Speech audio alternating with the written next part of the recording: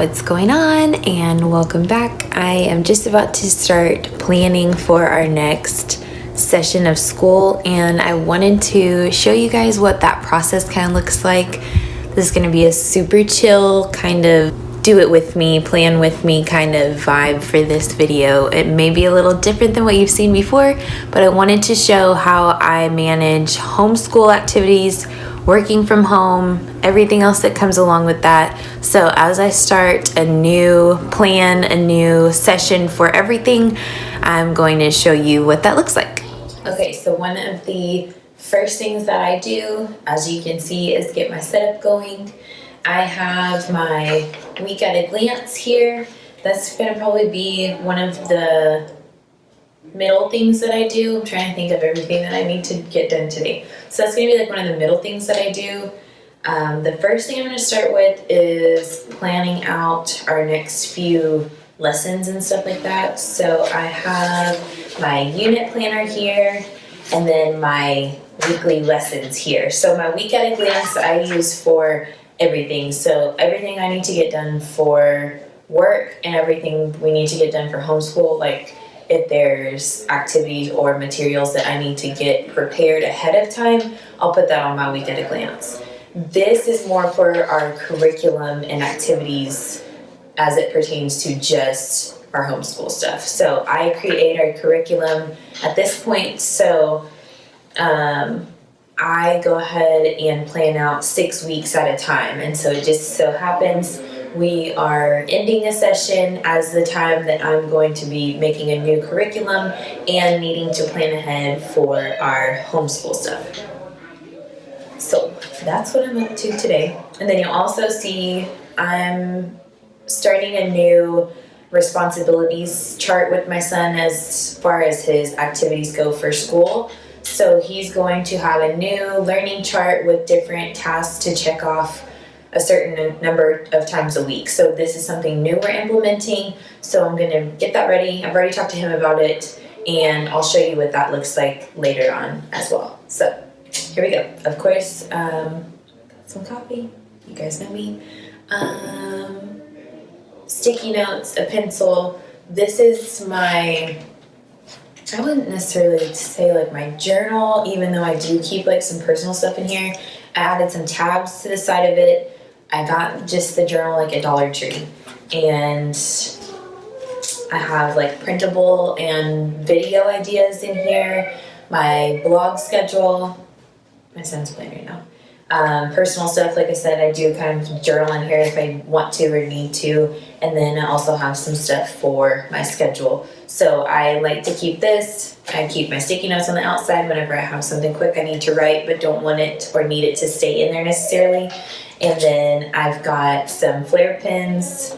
If you guys know, then you know. Let's get to it. Okay, the first thing that I do to get started with planning for our school stuff is pull up the standards for our state. So we live in Texas, so I go ahead and I already have like the bookmark for that and everything. So I have that up on my computer, and then I also have a tab for Pinterest, of course, because where else do we get great ideas from for different activities and things? If you can hear my husband and my son in the background, they're enjoying their evening. So on my unit guide, I have 6 different sections on here for the 6 weeks that I plan. So like I said, I go in, pull up the standards, and then I always use a pencil just so I can, I'm trying to see if there's a sharper one in here, just so I can erase and move things around as I need to so that nothing's set in stone. So that's what I'll get started doing first. I have my sections broken down here: phonics, reading, science, social studies, and that's also like good citizenship for us, and math. So all of those different sections, there's in each of these to break down into the weeks. So I'll go in and I start with usually language arts, and I'll plug in different topics that we want to talk about that go with each other or that just follow in order in a way that makes sense. So for instance, when we did story retelling and summarizing, and we talked about the beginning, the middle, and end of a story. Right after that, we got into problem and solution, and I tied together how a problem usually occurs in the middle of the story, and by the end, it's usually solved. So we were able to use that as our background information to build off of. So I already know what we've gone over. I know what we need to do next, and then I kind of keep a checklist basically of topics that we haven't already gone over explicitly, and we just plug and play from there. Once again, the big bonus of homeschooling is that you can decide what you want to teach, how you want to teach it, at least in my state, of course. And I love that because a lot of the fun things that I love doing as a teacher, I get to do every single day with my own kids. So who wouldn't want to enjoy that? And it's, yes, been a change of mindset from what is the normal or what everyone else is comfortable with, but you can't live your life for everybody else. You gotta do your own thing. You gotta dance to the beat of your own drum, and sometimes that's a different tune than what people are used to hearing, but that's cool, and that's how it should be. Okay, so I'm going to start with phonics and reading. So like I said, I'm just going to scroll through the standards and look at what we need to still go over.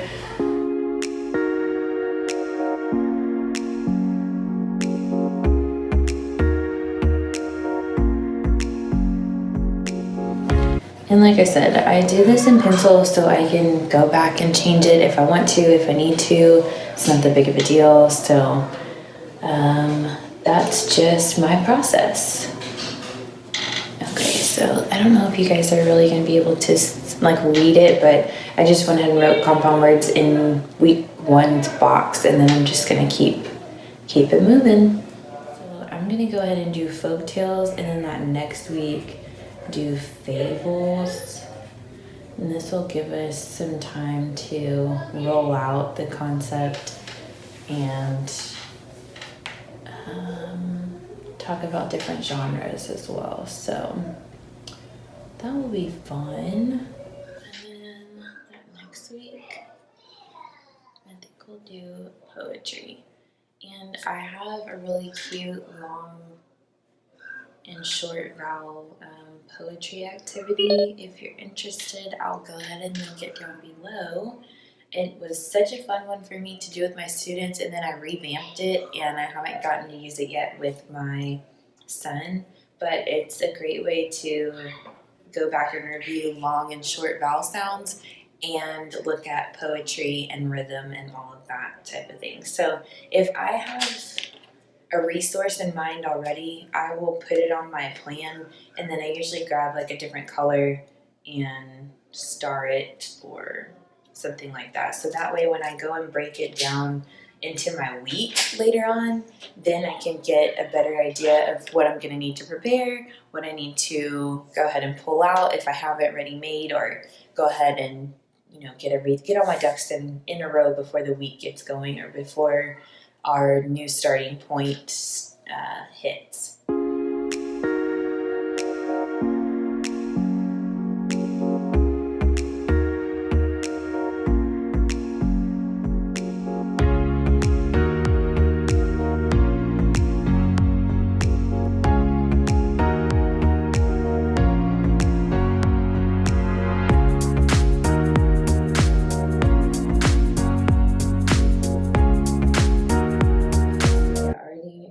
To switch it up. So one of the standards is talking about procedural text and like following an order.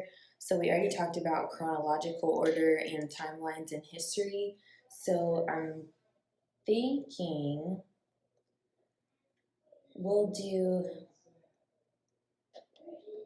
procedural text and tie that in with a science experiment or like a recipe. So right down below it, I'm going to get a different color once again.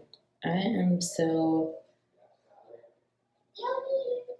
I don't know what that's called, detail oriented, but in the sense where color coding things helps me to program it a little better in my brain. So I will remember a little bit.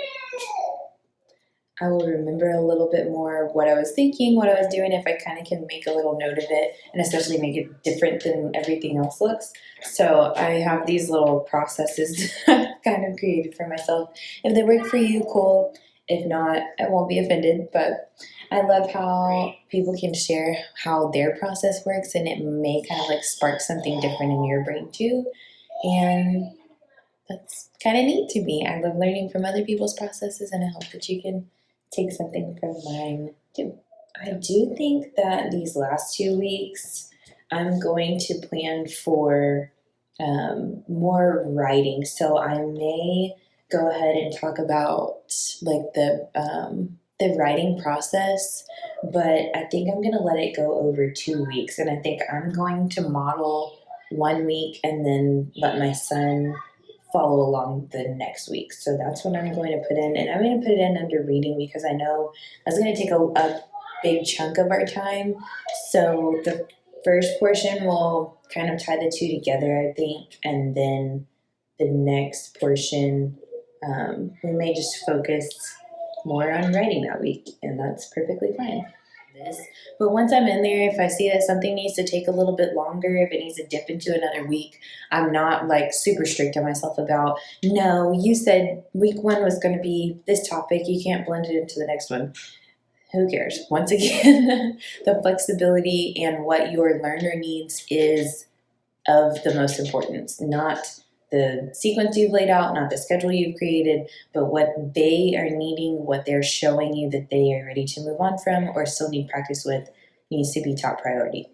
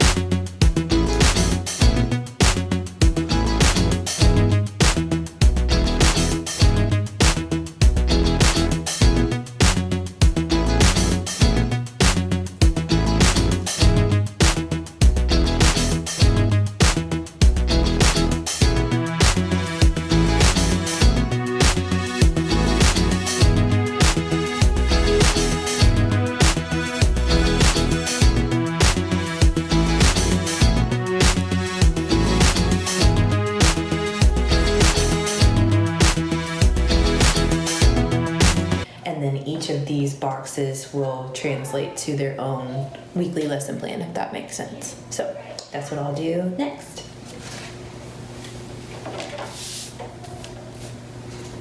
Hey, Mom. Yeah? Do you see my message? No, I'm busy right now. Love you. Love you. So she did see my message. Now that I have my unit plan and our new weekly plan for learning, now I'm going to transfer my learning onto my week at a glance, where I'll also put my work schedule and those type of things. So with my work schedule, I have different days that I have to post blogs, videos, times that I work on different resources and all that jazz. Don't you love that?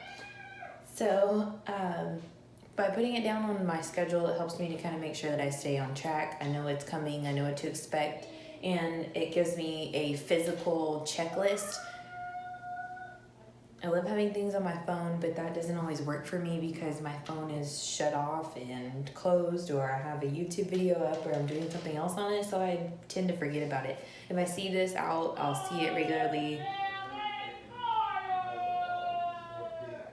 I'll see it regularly in my office, and then I can kind of check everything off, make sure that everything's flowing, I'm getting everything done that I need to, etc., etc.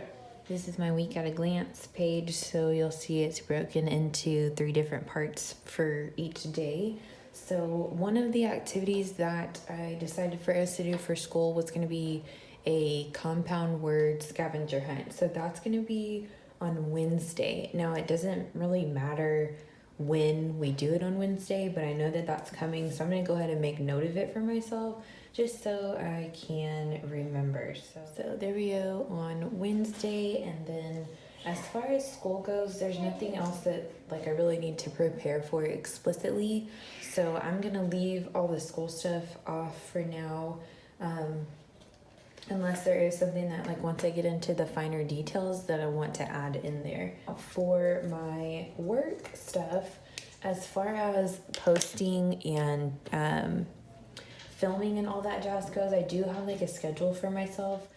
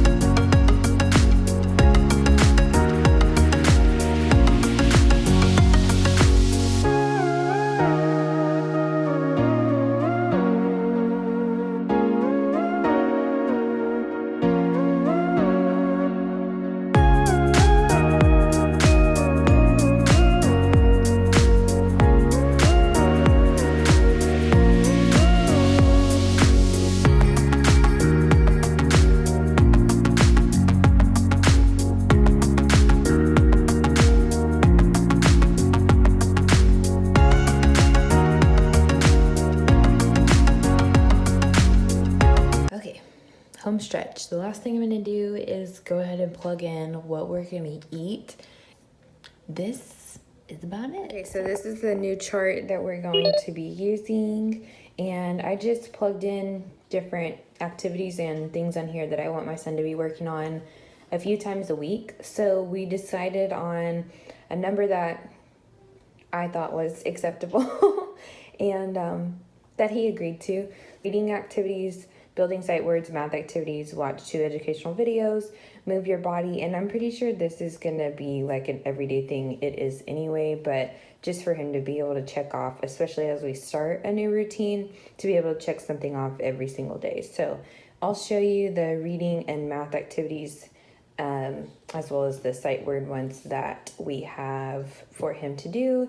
And these will also be different things that I am going to teach him how to get out and work on independently. So this is my giant box O activities, and this is really, can I even open it from this side? Of course I can't. This is one of those like photo storage boxes that I use for activities. So in each of these little bins, they have different activities in there. So these 2 have like rhyming words and CVC words. There's also little Legos, and those have like spaces for them to write sight words or CVC words, either one, and then build them with the Legos. Those are from Target Dollar Spot like years ago with the lettering coordinating picture. These have, I believe these came from Chick-fil-A a while ago, but they're like storytelling cards. So you can like roll them and then make a story and either draw it out on here or write about it. And then here's some more sight word spelling activities with magnets. I don't know what that is. I'll have to get back in there. Let's see. And then these are Those are rhyming words, yeah. Cat, hat, net, dog. I think you're supposed to put the bear, pear, rug, nest. You're supposed to put the clip on the rhyming word. And then there's a bunch of letters in here. If I can figure out where I got this from, I'll link it. I know for a fact that came from Teachers Pay Teachers, as well as this one. They have like all the little letter pieces in here, and then the Velcro you attach to spell the word. I'll try my absolute best. Some more letter cards. I'll try my best to find that one. And then this is just an activity that I came up with. This is Kinetic Sand in here. If you don't know what Kinetic Sand is, your life will forever be changed, because it is not like a mess of just absolute grossness. It's almost like Play-Doh, only it doesn't dry out. So with these little stamps, I got this little set at Michael's, and I'm pretty sure it was on clearance when I got it. So they can take the stamps and press it into the sand. It's a great way to work on fine motor skills and be able to play and also do sight words or rhyming words or whatever. You can really incorporate all different kinds of activities. So I love these little photo boxes. That one I don't think closes all the way, but oh well, because of the stamps. Anyway, I love these little photo boxes and the fact that you can just store them all in one spot. So I'm still getting together a couple more, you can see, activities for my son to be able to work on, for him to be able to check those off in here, and that's going to be our new way of being accountable. And here's my sweet baby over here. Hey Luna, what are you doing, sweetie? Thank you guys so much for watching. I hope you enjoyed seeing me plan for the week. If you enjoyed this, be sure to give it a thumbs up. I want to see how you plan to, and I'll see you next time.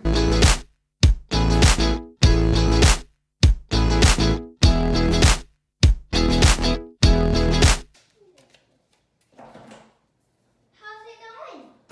Good. He goes, I'm gonna leave that my evil son in there.